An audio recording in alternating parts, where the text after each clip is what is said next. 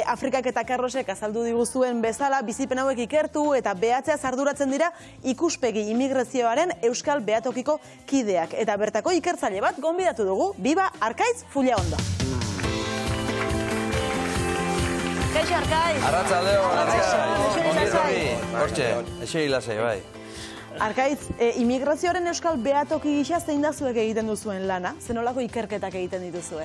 Ikuspegi Euskal Herriko Unibertsitateko ikerketa talde bat da, Eusko Jaurlaritzak finantziatu egiten duenak, eta egiten duguna da, 20 urte daramatzagu immigrazioaren eta aniztasunaren fenomenoa Euskal Herrian ikertzen. Orduan, ikerketa ezberdinak egite ditugu, aniztasun eta immigrazioari buruzko ezagutza sortu egiten dugu, eta ezagutza hori gero gizartera plazaratzen dugu. Bai, elkarteak, hitzaldiak ematen ditugu, administrazioekin lan egiten dugu, eta orduan, gure funtzioa da aniztasuna ikertzea eta ezagutza sortzea. Eta 20 urte hobetan, ikuspegi bildutako datu horiek zer diote? Diotena da Euskal Gizartea era bat aldatu egin dela. Migrazioak beti eraldatzen dituzte gizarteak, eta Euskal Herrian hori ezagutzen dugu, beste garai batzuetan migrazio oso potenteak eman zirelako, eta adibidez gaur egungo edo orain dela 20 urtetako Euskal Gizartea ezin genuen ulertu 70 eta 60 hamarkadetako Espainiar migrazio hori gabe, ez? Ikusten duguna da, hemen komentatu zuen bezala, kultura ezberdinak ditugu, azal kolore ezberdinak ditugu, hizkuntza ezberdinak ditugu, janzkera ezberdinak ditugu, eta anitzagoak gara, eta gainera ja, aniztasun hori ez da zerbait koiunturala, Euskal Herriaren eta Euskaldun izatearen parte bat izatera pasatu egin da. Afrika eta lehen esan duzunaren arabera, irutu zait, zuri horre gainera ilusio berezia egiten dizula. Ez da, kalera atera eta aniztasun hori ikustea. Bai hori, integratua, jentea integrata ikustea. Bai, eske neu faltan botatzen neban. Da hemen bagauz, da inongo kalterik barik respetuak indadana, da nedoko eskubidea hemen oteko da Euskalduna sentitzeko, ez? Inklusioari buruz hitz egin diguzu, integrazioari, kohesio sozialari buruz, hoiei buruz ari garenean zertaz ari gara? Azkenean, asko hitz egiten da integrazioari buruz, etorkinak integratu egin behar dira. Azken aldian ikuspuntua pizkat aldatzen ari gara, ezetik ez da ia nork egin behar duen esfortzua, bera ze gizarte mota nahi dugun, ez? Eta nahi dugun gizarte bat da, gizarte kohesionatu bat, desberdintasun sozialak ez dituenak, eta aukera berdintasun bat dituena. Inorrez egotea diskriminatua bere jatorria azal koloragatik edo nadalako agatik bai, eta denak aukera berdintasun batean egotea, eta baita ere bizi baldintza minimo batzu guztiak izatea, ongizate bat, ez? Eta gizarte kohesionatu bat, bizi kalitate handiago bat gizarte osoarentzat, ez? Eta horregatik behar beharrezkoa da, eta hori baita da, ere da, Euskal Gizarteak aurrean daukan erronka handi bat. Carlos, aukera berdintasunari buruz hitz egin du. Zuk sentitu duzu aukera berdintasunean garatu duzula zure bizitza profesionala, artista modura? Bueno, bai. Bai? Ez dakit, hain naiz pentsatzen, edo zer gauza ez, baina etortzen burura igual egoera bat, baina ez nazen agoratzen.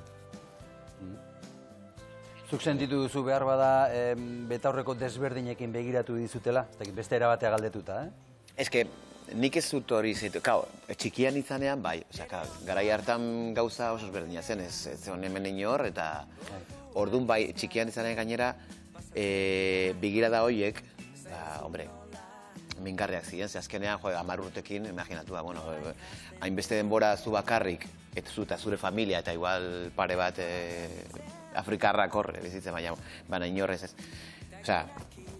Eta sentitu hori, denbora guztia begiradak eta keinuak ez, bai hori.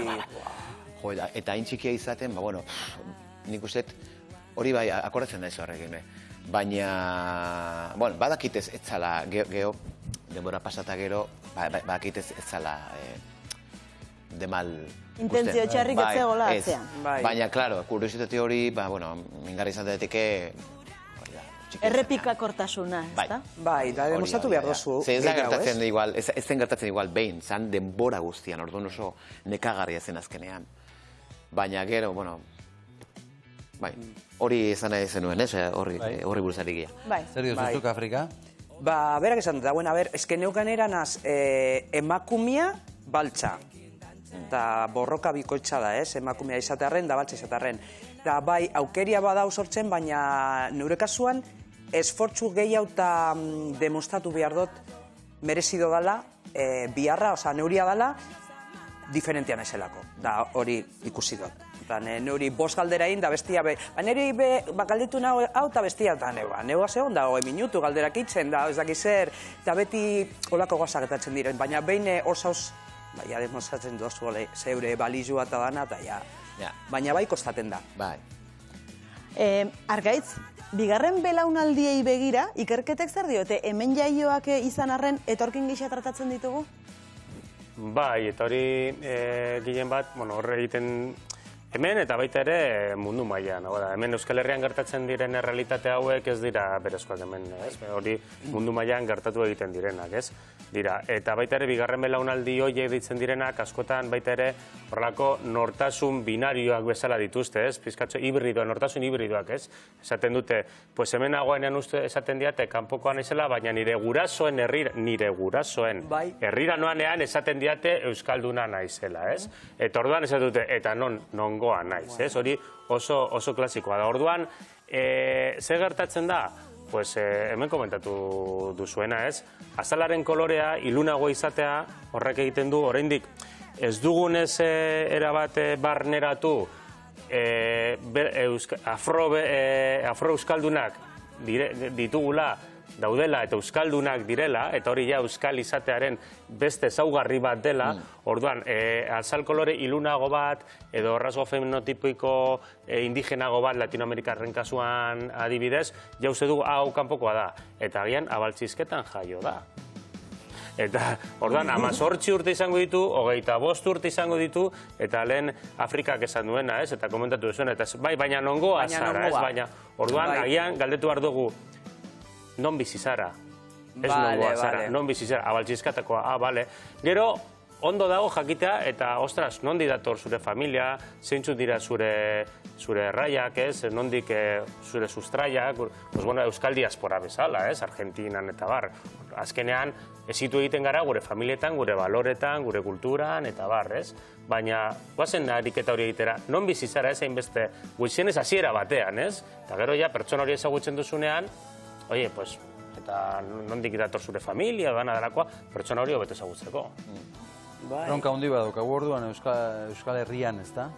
Bai, erronka handi bat daukagu, eta ni uste erronka hori eraikitzen goazela, ez? Zaila da, prozesu zaila bat da, eta gainera gaur egun bizi gara migrazioen askunde aro oso potente batean, zoritzarrez migrazioaren gaia asko, eremu politikoa sartua eta ultraeskundaren diskurtsoak eta xenofobia hor dago. Sortea daukagu oraingoz Euskal Herrian diskurtsoiek ez daukatela beste tokietan daukaten indarrik oraingoz, baina hori landu egin behar da, ez? Eta argi dagoena da, errealitate hau ez dela koiunturala.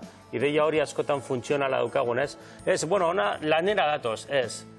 Migratzaileak ez datoz lanera, migratzaileak bizitza proiektu bat martxan jartzera datoz. Kontzeptualki datoz lan egitera, parte hartzera, ondo pasatzera, bere seme-alabak eskolara eramatera, futbolera jolastera, zinemara joatera, aizi aldiaren eskubidea, ez? Orduan, hori eraiki egin behar dugu. Aniztasuna gure bizitzaren ere guztietan. Zazkenan denen eskubidea da, ez? Euskal Herrian ere jendeak oain duela, denbora asko igual, baina jendeak kanpoa jotu zan. Jende asko joan zen kanpora. Ez que mundua da bizitzeko. Mundua da bizitzeko. Hori da.